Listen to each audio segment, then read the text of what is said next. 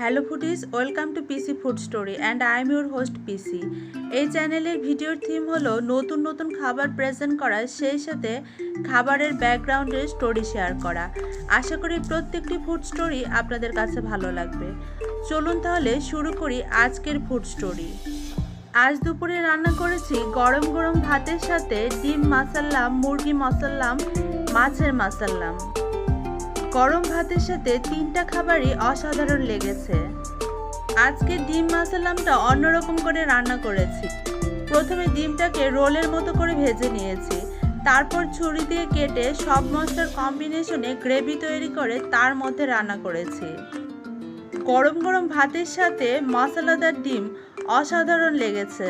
আর মাছটাকেও লেবুর রস লবণ দিয়ে মাখিয়ে রেখেছিলাম, তারপর হালকা করে ভেজে সব মশলা কষিয়ে অনেক ঘন গ্রেভি তৈরি করে তার মধ্যে রান্না করেছি। আর সেই গ্রেভি মশলা দিয়ে গরম গরম ভাত মেখে খাওয়ার মজাই আলাদা, অনেক ভালো লেগেছে। আর স্পেশালি গরম মশলা পাউডারটা আমি ব্যবহার করেছি। রাঁধুনি গরম মশলার পাউডারটা রান্নার শেষে হাফ চামচ দিয়ে দিয়েছি, এতে টেস্ট আরও বেড়ে গিয়েছে। আর মুরগি মাসাল্লাম সাধারণত আমরা আস্ত মুরগি দিয়ে রান্না করি, আজকে আমি মুরগিগুলোকে কেটে পিস পিস করে রান্না করেছি। এতে যে স্বাদের ভিন্নতা হয়েছে সেটা না, বরং আরও স্বাদ বেড়ে গিয়েছে। সবগুলো পিসের ভিতরে মশলাগুলো ঢুকেছে। গরম গরম ভাতের সাথে ডিম মাসাল্লাম, মুরগি মাসাল্লাম, মাছের মাসাল্লাম, অসাধারণ আজকের দুপুরের খাবারের আয়োজন।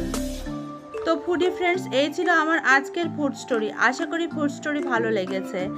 আর আমার স্টোরি ভালো লাগলে অবশ্যই লাইক, কমেন্ট, বন্ধুদের সাথে শেয়ার করবেন। পরবর্তী ফুড স্টোরি দেখার আমন্ত্রণ জানিয়ে আজকে বিদায় নিচ্ছি। সবাই বরাবরের মতো ভালো থাকবেন। Bye bye.